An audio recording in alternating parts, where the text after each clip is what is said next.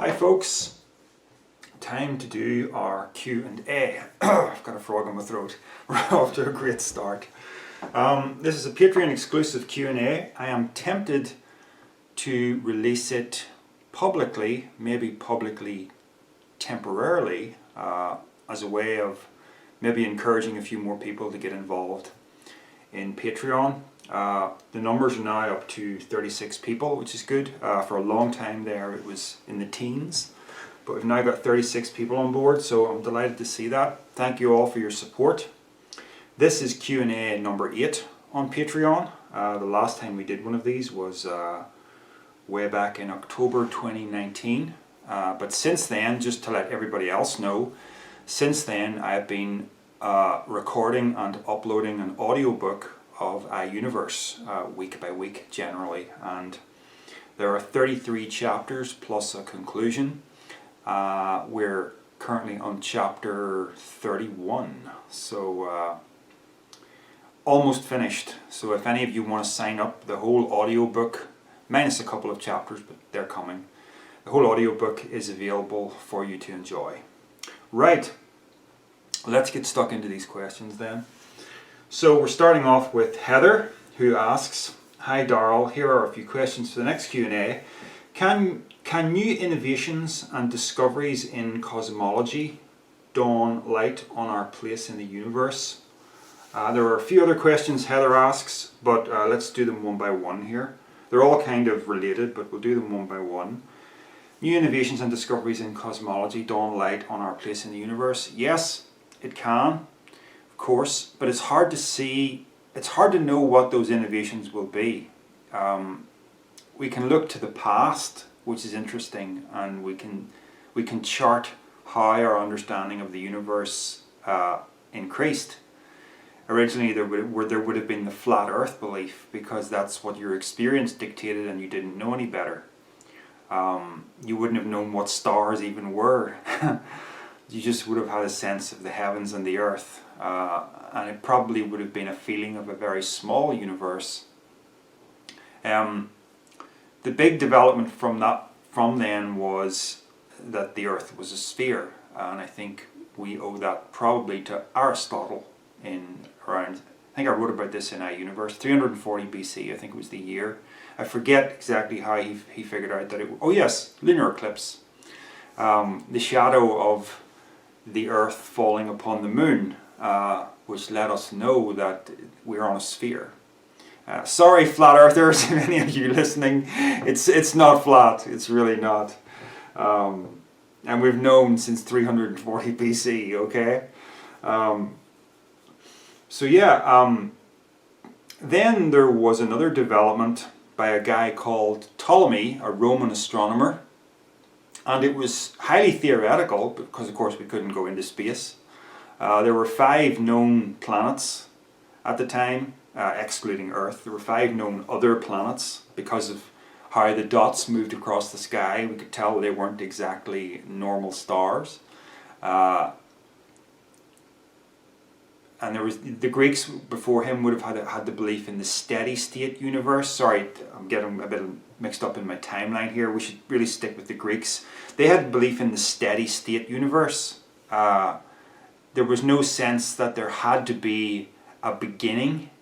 We live with that conception that there had to be a beginning to the universe, because that's what is taught in Judeo-Christianity.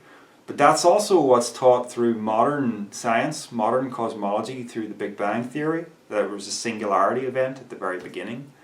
So there's one rare instance where science kind of backs up the Bible. But the Greeks were kind of different. They observed the night sky, that it was largely unchanging. Yes, it rotated, as the stars do. It rotated because it was actually the Earth rotating. But there was a sense that every night it was the same stars. So, steady state universe, always had been there, always will be there. That was the kind of theorizing that the Greeks had. It may not have been universal among the Greeks, I'm not well read enough to know that, but certainly that was an idea that they could entertain. Ptolemy, that Roman astronomer I was telling you about, he came up with a theory of spheres within spheres, with the Earth at the center of the universe. And this theory was developed because he had to account for the strange movements of the other stars and the sun and the moon. So it was like a Russian doll model with the Earth at the centre, an invisible sphere housing one of the stars, one of the planets, another sphere housing another one of the planets, and they would all rotate around themselves, and then you had the sun and the moon as well. That theory lasted a long time until Copernicus. Copernicus had the idea that the sun was the true centre. He wasn't the first guy to suggest this. Aristarchus was. He was a Greek philosopher that we know very little about because his works were destroyed, but he was mentioned by others, and we know that he kind of stood alone in the Greeks by suggesting that there was a multiplicity of other worlds. No, I'm getting mixed up. That was Bruno, Giordano Bruno. We don't know much about Aristarchus, but I really like that character, and you might notice if you have a copy of Universe that it's dedicated to Aristarchus, or in memory of Aristarchus, because he was a guy who stood alone, and what he believed happened to be true, which was that it's not the Earth at the centre, it's the Sun. Not at the centre of the universe, of course we know, but the centre of the solar system. But again, you know, it was a step closer to what the real truth was. But everybody just assumed because they were typical people with human hubris, believing us to be the centre of things, the Earth must be the centre. So it's great that Aristarchus, by whatever means, we don't know what the means were, he figured out the truth, that it was the sun at the centre and the Earth and the other planets rotated around the sun. But we had to wait 2,000 years before this got any traction. We had to wait for Copernicus around the 1500s, and Galileo as well. So we call it the Copernican theory, the idea that, or the heliocentric model, that the sun is at the centre. So looking back, you know, we can see this forward motion, but it's hard to know. It's hard to know what we don't know. So what are the discoveries that await us in future? We don't know. But the one thing that we do know, and this is the important thing for me, is that it's not going to be something that explains everything. Because we know there was a singularity at the beginning of the universe, that it all exploded outwards from a singularity point. You know, infinite density, zero volume, where the laws of physics break down. There's no way to get human consciousness in there in a way that understands what the singularity is from the other side of the singularity. There's just no way to do that. You're always going to be left with unfathomable mystery, no matter what you know. And I like that. It used to frustrate me, because I used to think there was somebody somewhere had the answers. And typically I was trying to make Christianity be that answer for a long, long time. But it's just the idea, somebody somewhere has the answers, there's a big answer somewhere, and then you just live your life frustrated because you never find it. Or you find a half-assed answer that you sort of pretend is the truth. You know? Once you realize nobody out there really knows what the hell is going on, you can kind of relax into that and just let it wash over you. And it's like, oh, right, we're supposed to be ignorant. You know, we're supposed to be born without an instruction manual. Just try to figure this out. Kind of going off on a tangent here, but, you know, that's the way it is, really. You're born without an instruction manual. And your parents were born without an instruction manual. And their parents were born without an instruction manual. So what actually happens is, people, as they live their lives, they build up some kind of instruction manual about what we're here to do and what it's all about. And they hand that on to the next generation, who maybe adds something to it, and then they hand it on to the next generation. But it's awful if you've got an instruction manual handed down to you that somebody tries to make you believe this is the absolute truth, and you must believe it. And if you don't believe it, you're going to burn and burn and burn and never stop burning. Right? So, you know, yeah, been there, done that, no thank you. Right? So I'm happy not knowing what the hell it's all about. Okay.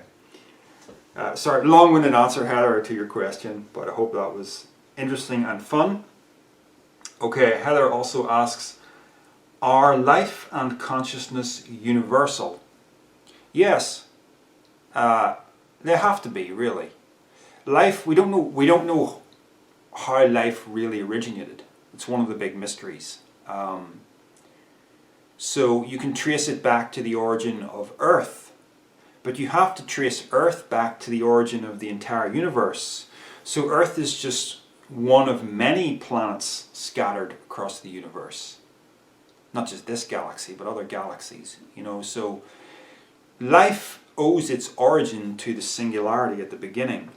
So the potential for life had to exist there. So there's no reason why life and consciousness would just be here on one planet. It only makes sense to think that it would be universal. That's my best sort of inductive thinking on the matter.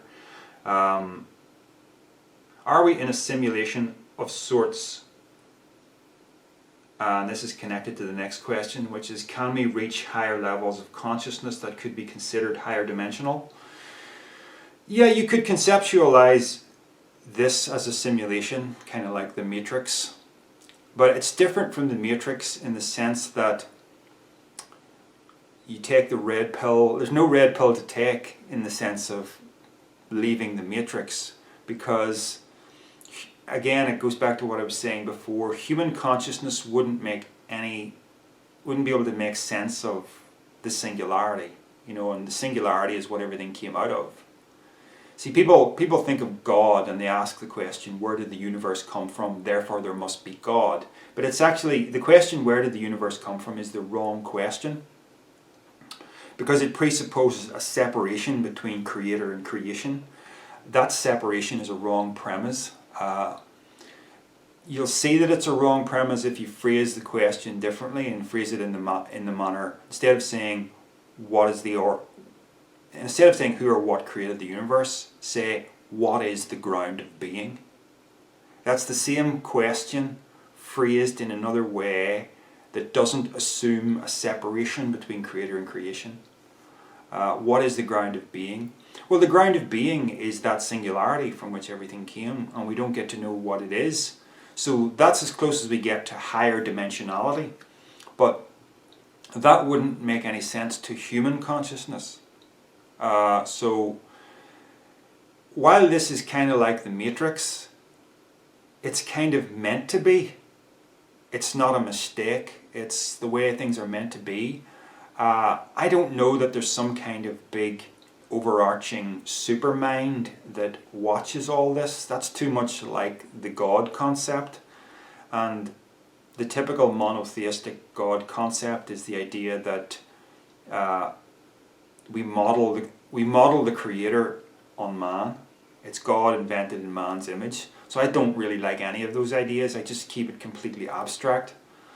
So can you use some kind of meditative technique to reach some kind of higher consciousness? And then can you take it back and remember what it is in the body? I don't know. Some people are kind of obsessed with that sort of thing. I'm not. I've got really comfortable with ordinary, fleshly, carnal consciousness. And in part, I think it's because I realize that any experience of higher dimensionality, whether possible or impossible, any experience of that is still just going to be an experience of limited consciousness. I mean, it's interesting to think that there might be some kind of higher dimension out there that peers into ours and looks upon us the way we might look upon a spider crawling on the wall. You know, if I see a spider crawling on the wall and I'm looking at it, it has no concept that there's a higher intelligence looking at it, and I could just go over and squash it, or I could put a glass over it, slide a piece of paper and throw it out the window so it can live to fight another day. Hang on, screensaver kicked in.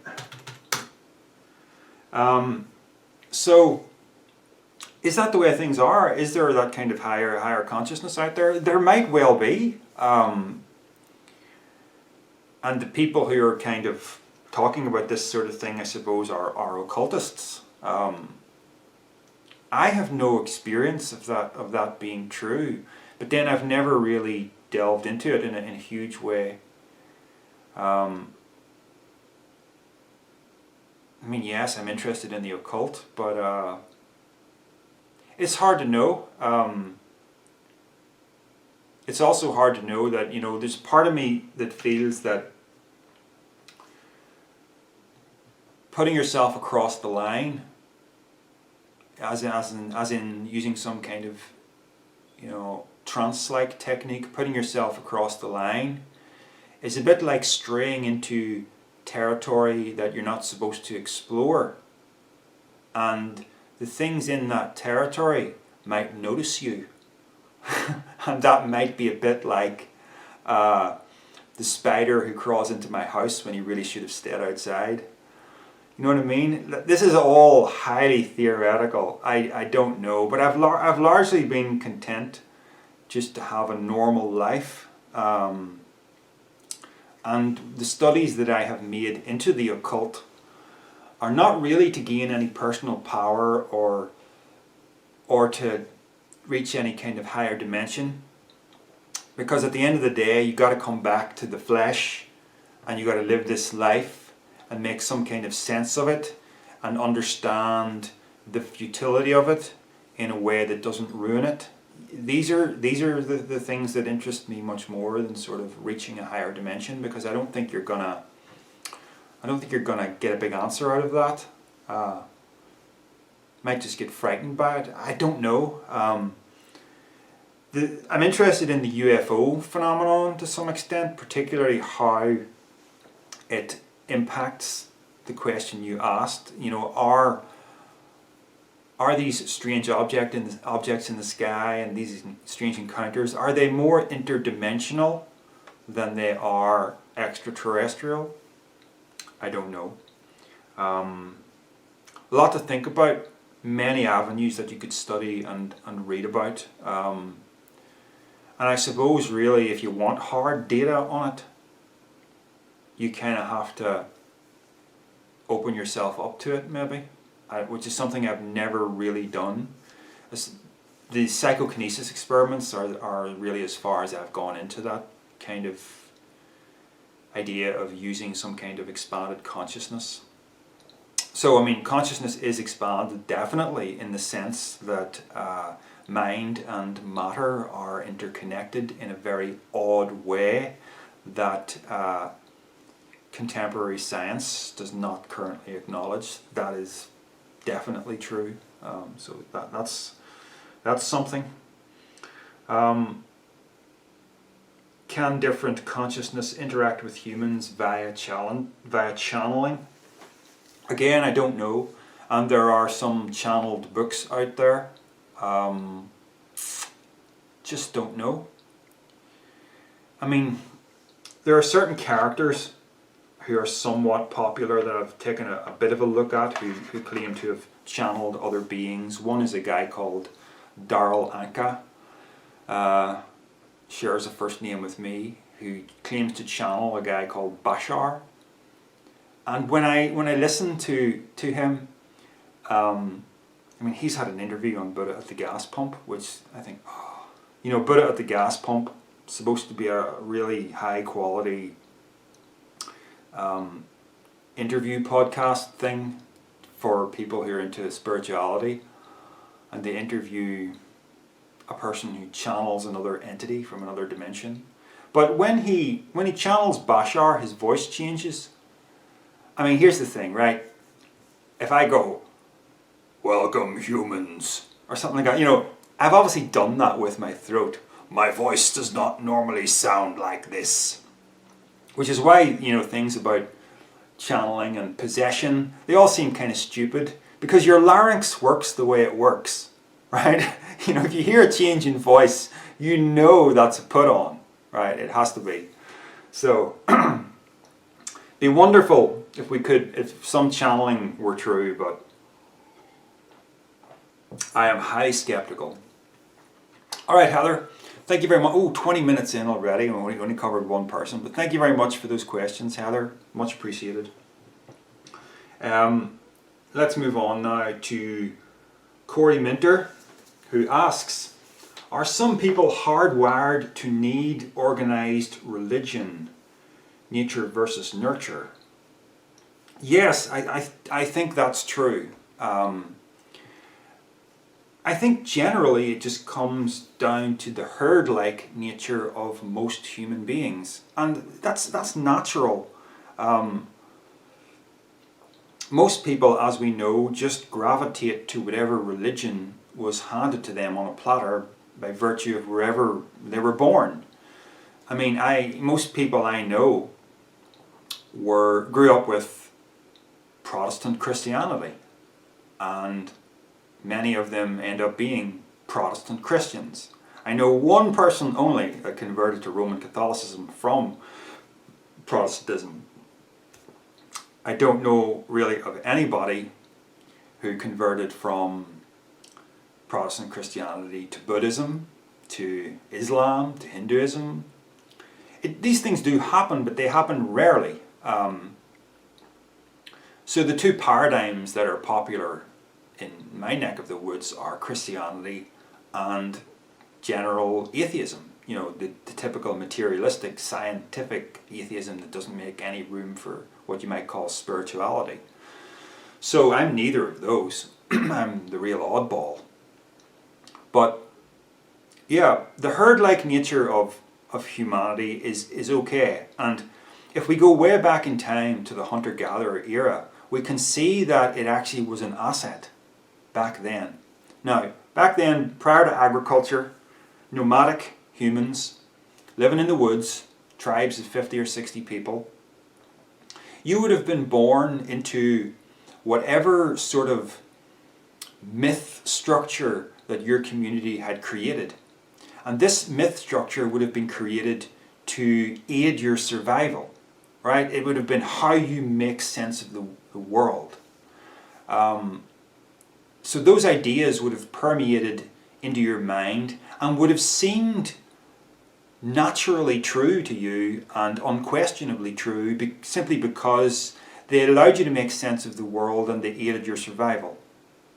You see, there wouldn't have been any, I'm an individualist, but in that time and place, there wouldn't have been any real value to individualism, the idea of going out on your own and carving your own way. It was a different way of being, where you were born into a tribe that totally valued you because you, as a new person, were going to aid the tribe's survival, right?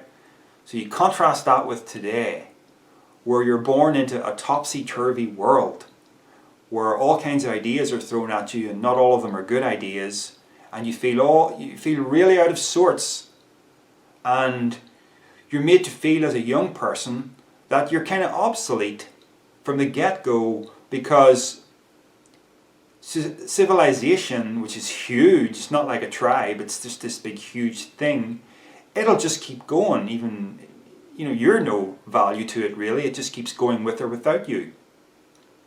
And there are more people than there are jobs, which means you really aren't needed. In fact, the world would be better if you weren't there. Don't take that, too seriously. But what I'm saying is that's the nature of the world you grew up into. And you have to basically compete against your fellow man to carve your slice of the pie, as it were. That was not the way it was in the beginning. So now, being an individual is really important, and the one avenue of individualism that fascinates me more than any other, as many of you know, is Satanism, right? Which is not the belief in Satan, just like a chronological list is not the belief in the god Kronos, right? And so on. I'm talking about the use of the adversary as a symbol of individualism, of rebellion against tyranny, that sort of thing, even divine tyranny, allegedly divine tyranny. So being an individualist is really important to me, and it's the one thing that makes life work. It's the one thing that makes life better for me. But I think it's a shame that there are so many people, and that civilization now takes the form that it does, because it's now dog eat dog, every man for himself, and religion is now used as a tool to control people rather than to keep them in line, because there's so many people and there's so many ways for them to be unruly, and they have to be kept in line. And it's actually probably important that religion exists. Yeah, I actually said that. But it doesn't work for people who are smart enough to see the con, right? So I needed something else. I needed to strike out in my own way, do my own thinking. And unfortunately, a lot of people who do that end up with a void of meaning in their lives. And atheism is the thing that does that. Life becomes meaningless. It's not for me, because of how I see the world. But you have to really become a philosopher, to appreciate that. And it's not easy, because there's a lot to think about, a lot to process. But I think the void of meaning that people feel in their lives, they're trying to do it via various political means, which is why we see all this crazy talk, on social media. I mean, even the most recent thing, which is where the guy got killed recently by the police by having a foot on his neck, right? And the guy was black, right? So this now becomes a racist issue, and there's protests everywhere. And I think to some extent people doing all that, they need to feel that their lives are meaningful, and taking part in something like that helps them to feel that their lives are meaningful, or joining one movement or another. Just please give my life meaning, and I don't participate in any of those kinds of things, because my life, I can see that my life has meaning, but it doesn't depend on a kind of desperate clinging to some political or social movement. Religion gave people that meaning, and it has been taken away, and a void is in its place, but that void has to be filled, and it can be filled by means that do more harm than good sometimes. So yeah, I think I've strayed far off your question there, Corey. But yeah, people are hardwired to need religion, because we're hardwired to need meaning in our lives. But yeah, there's an evolutionary thing there. Anton LaVey once said, Satanists are born, not made. Right? I think that's the way he put it. The idea, nobody becomes a Satanist, right? And if you do, you kind of you've missed the point. It works like this, and anybody watching, please don't get your knickers in a twist. I am not a devil worshipper. I do not believe in God or Satan, right? But the idea, and we're speaking mythically here, right? It's a post-Christian view of Satan. You understand? Just like you have a post-Greco-Roman view of Eros, erotic, Kronos, chronological, Hermes, hermetically sealed, Mercury, mercurial. You see the way our language is filled with references to old gods, but you just don't notice, right? Well, Satan's the same, right? So if I say satanic or Satanist, it's just a reference to adversarial, hostile, rebellious, fleshly, carnal, that sort of thing. Lost my train of thought. Yeah, this whole idea, Satanists are born, not made. the idea is that you read a book like the Satanic Bible, right, written by Anton LaVey, and you recognize yourself in it. You go, oh, this reflects the way I was already thinking, the way it makes sense of who I am. I now see that this is me. You know, I was always a misfit as a Christian because I didn't like following the herd. And it manifested itself in such simple things as going to church on a Sunday. I was always in jeans and a t-shirt, never in a suit, whereas most of the other men were all dressed up in suits. I just, I wasn't trying to be pointlessly rebellious, but I realized when I looked at the way things were done that had nothing to do with authentic spirituality. Dressing up in a suit to come to a building with other people, that had nothing to do with spirituality. It was supposed to be about a personal relationship with God, and God does not care what I'm wearing. So am I here for other people, or am I here for God? See, those were the kind of thoughts I had. I wasn't prepared to let these cultural norms dictate and sort of spoil a kind of authentic spirituality that I was reaching for. See what I mean? So I was hardwired as for individualism from the beginning, and that's why Christianity just would not work for me. But I recognize that some people, most people in fact, are hardwired for herd-like thinking, and that's okay. It's just the way they are, and I've learned not to waste much time trying to sort of browbeat them over the head and convince them that they're wrong, because many people are not capable of seeing it any other way. All right. So Corey also asks, do you think the rise of AI, that is artificial intelligence, for anybody who doesn't know, could alter the mix of organized religiousness? For example, if and when we have conscious AI like us. I was a little confused by this question, so I asked him for some clarification. And he said, if the old story goes that God created humans, then humans create AI, and likely AI surpasses human intelligence, how might this change the balance, or how much religion can still hold its grip on society? I'm not sure what you're getting at, but is it the idea that if man can create actual consciousness, or if artificial intelligence can become truly conscious and it's created by man, then do we really need God to create man? God to create human consciousness? Is that what you're getting at? That artificial intelligence can kind of disprove God, and then that will impact religion because people will see that? I'm not sure that's what you're getting at, but if it is, I think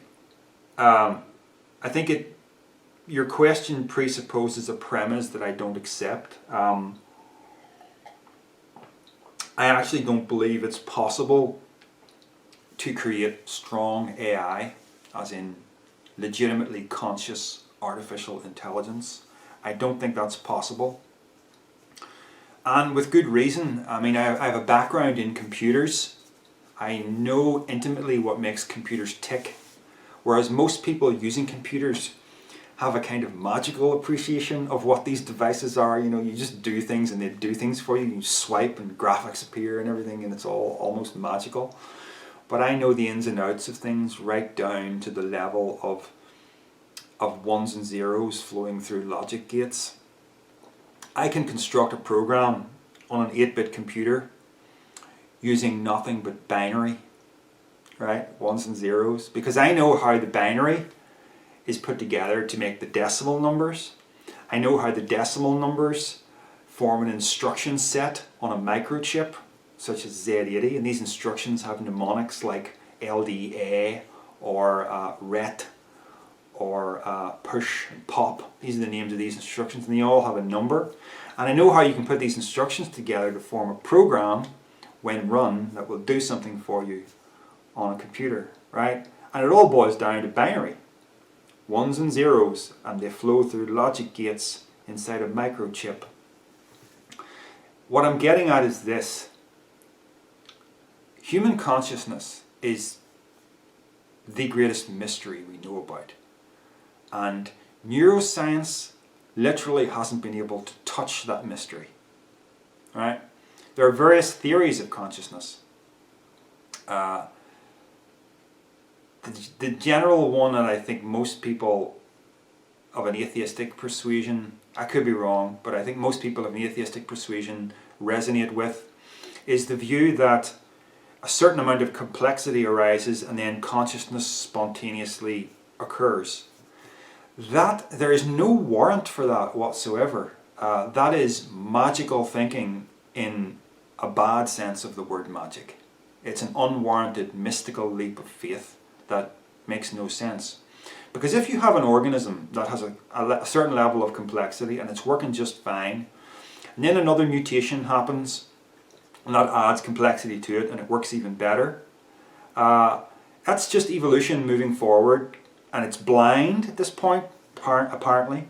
There's no consciousness there. So why would there ever be consciousness there if evolution can just keep moving forward in this blind fashion without anybody really in the driving seat? Why would there suddenly be a pilot consciousness who's just suddenly there as a kind of bystander who feels completely as if he's in control, but that's an illusion? Now this is just the theory, right? That's an illusion. He's really tied like this, just watching everything, but feeling that it's really him doing it. Except it's all really mechanized. It's just neurons firing. There's no actual free will. You're just along for the ride. Well, why are you even there? If that theory is true, why are you even there? Why would evolution manifest something that is totally unnecessary to survival? Why aren't we just unconscious zombies going through the motion of life? Yeah? So I don't accept this idea that consciousness just spontaneously arises. It has no reason to spontaneously arise when a certain level of complexity is reached. The theory that I accept is that consciousness, in the primordial sense, pre-exists all of this. When the first cells were dividing and replicating, consciousness was there in a very, very primordial sense. And it's almost like appearing into the universe, appearing into the matrix, if you like. But it can't think, it can't do anything until the complexity increases. But consciousness is always there in that prototypical sense, right? It didn't just spontaneously arise. So the idea that you can take a complex object like a computer and think that at some point consciousness will just manifest, it just won't. Right? And to reinforce that point, again, as I was saying, consciousness is this profound mystery that neuroscience can't even touch. It realizes that it is there. Neuroscience also has a model of the brain that allows you to think of it as an automaton with consciousness along for the ride, right? Makes no sense, but the model is there. And then, where was I going with this? Yeah, it's this profound mystery that we don't know why it's there, but it's there, and it's us, right? Consciousness. Well, the amount of mystery inside the most complex computer on the planet is precisely zero, right? Why? Because we made all the parts. We know what all the little bits do. There's nothing in it that's mysterious at all. And yet with us, boom, consciousness, biggest mystery of all. Can't make sense of it. And it's so mysterious, it's far more mysterious than most neuroscientists realize, because psi phenomena occur, right? Mind and matter are interfaced in a way that is much stranger than consciousness to brain. Yeah. But, so hard for me to tackle this question, Corey, because I just don't see strong AI being a possibility at all. And I think the people that do believe in it, if you look carefully, look for the magical leap that they're making. look for the leap into pure, mystical, fanciful thinking, right? It will be there. I'm not making that leap. Even though I'm into magic, right? I'm not prepared to make that leap because that's not the kind of magic I'm into. I'm into a far more rational kind. All right. Thank you for the questions, Corey. Emma asks, how have you survived lockdown? What have you been doing to pass time, and when are you back at work? Yeah, I've been at work 1 day a week just for a couple of hours, which has been good because I live alone, don't have a family, right? So that's been particularly hard. It's also been interesting because being someone who works in a school, I face a kind of loneliness every time June crosses over into July, every year when school closes down, and I have 2 months ahead of me where there's nothing really happening of significance in the building. Now I'm still in and out because I'm not a teacher. It's just like a regular job, and I have annual leave days to take, so I'm in and out over the summer, but hardly anyone's there, and I'm living alone and I'm largely working alone, and so I could go through Monday to Friday and hardly see anybody except for, you know, a couple of brief encounters here and there. That can be pretty rough on me. So the COVID-19 thing has kind of taken that and made it like far worse, because I'm off work so much for such an extended period of time, and all my friends, the people, oh, there aren't, I say all my friends, but there aren't that many really. I have a couple of important close friendships really. They're also isolating just like I'm supposed to isolate. So we're not seeing each other on weekends. It has been rough. The only thing that has been kind of good is that I have a cousin who just came out, he's bipolar, and he had a rough spell there, and he was just released from the psychiatric place that he was staying in for a while. So he was on his own in a new flat that he had that was local to me. So I visited him regularly every few days, even though you're not supposed to visit people, but I did it because he needed it. You know, he needed it for his own mental health, so there were extenuating circumstances. But it was also really good for me as well, because at least I was seeing people, seeing someone. But yeah, I guess, you know, someone said to me in another conversation that having a family around you is also difficult, because I guess, you know, you're around each other so much and you can end up screaming your heads off at each other because you can't get a break from each other. I guess that has its own challenges too. But for the most part I've been okay, and it has actually made me realize that if I ever took early retirement from work, maybe it wouldn't be so bad.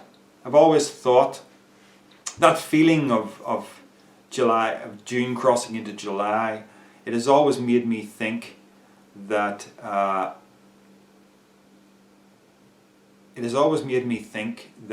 I'm kind of on a descent that would just keep going down and down if I didn't get back to work again and things get rolling again in September. And the idea of full retirement at 60 or 65 is a little scary, actually, precisely because I didn't go the route of marriage and family with my life. No regrets on that front, actually, but yeah, that's later on in life, that's going to be a challenge. But I'm fine now, so it kind of makes me think, well, I would be fine then as long as I had my health, wouldn't I? Yeah. So the most important things in my life really are friendships, and I like what what's the philosopher called? Epicurus has to say about friendship. He sort of regarded it as the fundamental relationship you know, the most important relationship. You don't get to choose your family, but you do get to choose your friends. And if you've got a couple of people in your life that are really loyal people with the same sort of ethical values that you have, those are people to treasure in your life, you know. Yeah, I came across a YouTube video there where it was a girl talking about how she had no friends. And it was really strange to me, because friendships are kind of things that just emerge organically. The only rule of friendship is if you want to have a friend, you have to be one. It's that simple. People who recognize a kindred spirit in another person tend to form friendships quite naturally and organically. It's why people who are criminal tend to have criminal friends, right? It's why people who are ethical have ethical friends. Yeah. Okay, we're straying off topic here. Yeah, I'm doing fine. Emma, I've been basically playing a lot of computer games, more than I should, watching TV. I got through the entire 10-season box set on Netflix of Danger Mouse. Yeah, Danger Mouse. If any of you remember that UK cartoon and other things as well. Watching Justified at the minute, that old show. Yeah, that's another whole conversation as well. The way we're all placated with television, the way that the Roman citizens were placated with the gladiatorial arena. You know, there's something to that. This idea of keep them dumbed down and quiet with entertainment. You've got to be careful how much entertainment we consume, I think. But yeah, playing computer games, watching TV, going for cycles a lot, going for big long walks, listening to audiobooks while I'm doing that, which has been good and productive. Basically can't stand being in the house all day, so come about 7 or 8 o'clock I have to get out on my bicycle, and I've been doing that actually since pretty much the beginning of the lockdown. I didn't consider it breaking the rules because you're allowed daily exercise, they say, and it just had to be done. Just had to get out of the house. And I'm away from, when I'm on my bicycle cycling through the countryside, I'm away from people, which is good. Yeah. So hope you're doing all right too, Emma. I'm looking forward to the whole thing getting back to normal soon, I guess. Yeah. Okay. Aaron says, "Hi Darrell. One of the things you seem a bit hesitant towards is the idea of a multiverse, or several. There are different kinds suggested from different scientific fields. And I think the reason you were hesitant was at least partly because you didn't like the argument that a multiverse would explain fine-tuning." That's fair enough, yeah. "The models that predict the different kinds of multiverse wasn't developed to explain fine-tuning, but just sort of appeared from the math. Inflation, quantum mechanics, string theory all predict different versions. However, I think that a multiverse would go perfectly with the idea that the universe or universes wishes to experience itself in any and all ways possible, even the ones we cannot even begin to imagine. It could all still be considered one thing. We, as limited human consciousness, just couldn't access more than a tiny speck of it. Again, multiverse isn't proven, but seems very much worth considering at least. Not really a question, I guess, but would enjoy hearing some more about what you think on the matter. I am personally fascinated by the idea. All the best, and I thank you for continuing to deliver on the audiobook. It's great." Thank you, Aaron. Yeah, I am not an expert by any stretch of the imagination on the whole multiverse theory thing. It really only interested me from that point of view that you mentioned of fine-tuning. Because, yeah, you're right, it may well be used for other things than that, but that's where I sort of zoomed in and focused on, because I think it's not a good use of the multiverse to try and get away from the idea that we need some concept that this was all started by something transcendent of the laws of physics, something transcendent of a purely mechanistic, naturalistic view of the universe. I'm hesitating, of course, to use the word God because of all the baggage. I'm hesitating even to use the word intelligence because of the phrase intelligent design, which is, creationism. I don't believe in creationism. But the whole idea, and again, I'm just going to talk about fine-tuning here because that's all I really know about regarding the theory. The idea that there were many universes with all kinds of different laws of physics happening, striking out in all different dimensions that are all sealed off from each other. And this is the one where all the laws just hit the sweet spot. Means that we have won the most improbable lottery of lotteries to get here. I don't buy it. It's like the theory where you have an infinite number of monkeys banging away on an infinite number of typewriters. Sooner or later, one of them has to churn out the works of Shakespeare. I mean, that has to be true in that abstract sense because you're dealing with the value infinity, right?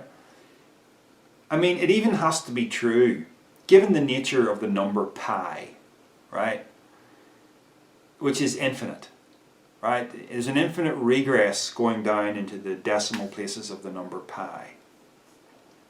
Somewhere in the number pi, right, has to be the complete works of Shakespeare laid out in ASCII code. If you ASCII code is just a way of translating numbers into letters, right, in a meaningful way in computers, right? So somewhere in the binary digits of pi has to be the complete works of Shakespeare in ASCII. I mean, because it's infinite. But is that still a reason for you to say, aha, the universe is just a big accident. All the laws of physics landing the way they landed is just a big accident. And here we are. I don't buy it. It's kind of like saying the entropy, the low entropy state, that is the high order state of the beginning of the universe, it was just kind of fake low entropy, not real low entropy. It's just disorder accidentally manifesting as order in the way that, you might see a face or something. You might see Jesus in the tea leaves, the face of Jesus, but it's not really, it's just an accident, right? No, it can't be that. And I made a video one time on atheism and low entropy, and how, there's a real problem there for atheism. That is the traditional, naturalistic atheism that doesn't allow for any notion of a transcendence. There's a huge problem. And I can kind of illustrate it like this. We're getting off topic here, but I'll get back to the whole multiverse thing in a second. Here's the problem with the whole atheistic perspective. Start with, imagine a pyramid sitting on the desert sands, right? Fully constructed pyramid.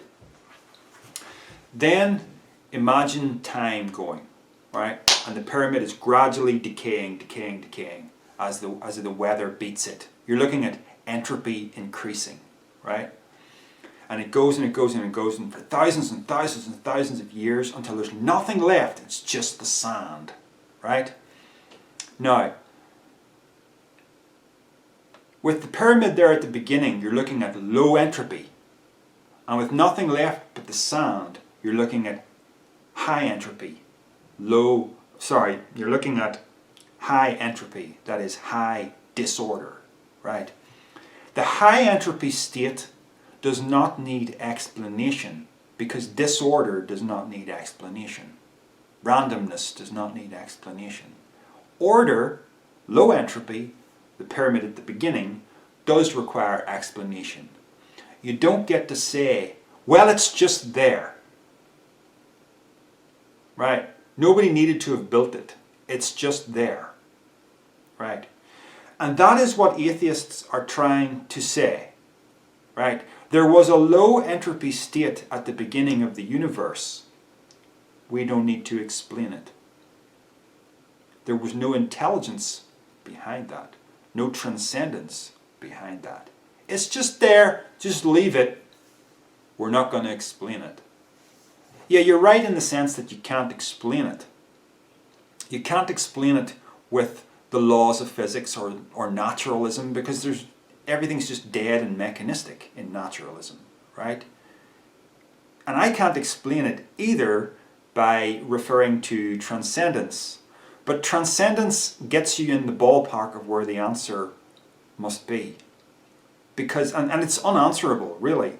But at least if I invoke something greater than just this, a mystery greater than just this, that's the closest thing to an answer we've got. But if as an atheist you say, there is nothing except this, there is no higher something or other, there's just nothing there, there's just naturalism, then you're left not only without an answer, but without the possibility of an answer. Right? Naturalism is never going to explain low entropy. It can't.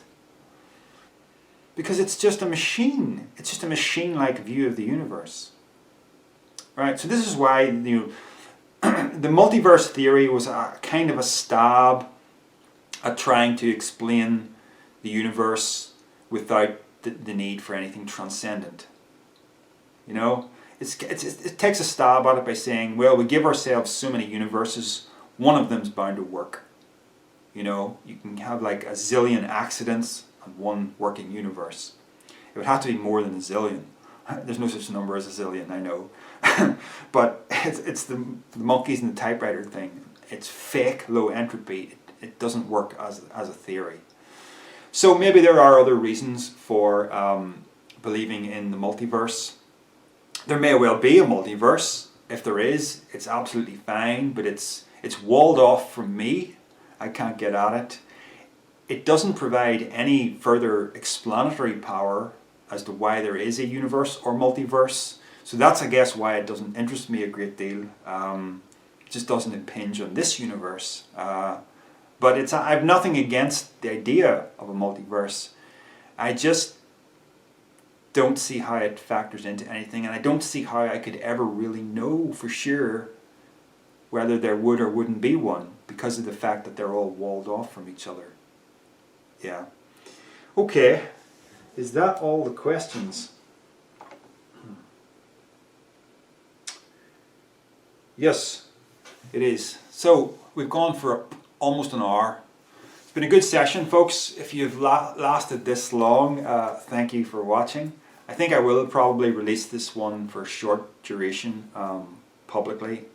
Again, just to let you folks know that good things are happening within Patreon, although I'm not as active publicly these days anymore. So please feel free, or please consider joining me with a $1 pledge on Patreon and avail yourself of the audiobook of iUniverse, as well as the other Q&As and whatever else I'm going to do. I'm interested in maybe getting involved in live streams and things of that nature.